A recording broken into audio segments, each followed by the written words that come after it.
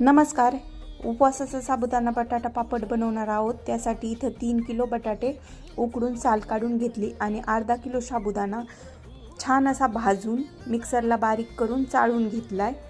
आता हे बटाटे आपल्याला चाळणीतून अशा पद्धतीने मॅश करून घ्यायचे, म्हणजे गाठोड्या राहत नाही. लगेच हिरवी मिरची बारीक करून घ्यायची आणि मॅश केलेल्या बटाट्यामध्ये हा आपल्याला साबुदाणा टाकून घ्यायचा आहे.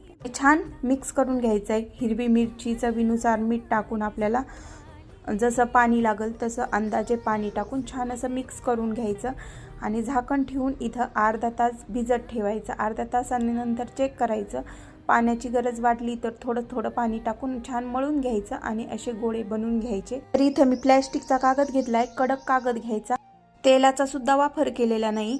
तर मी पाणी लावले कागदाला आणि छान अशा पद्धतीने पुरी यंत्राने पापड बनवून घेतलाय. हवं तर तुम्ही लाटून सुद्धा घेऊ शकता. तर मी बनवला त्या दिवशी सावलीतच वाळवला, दुसऱ्या दिवशी उन्हात वाळव.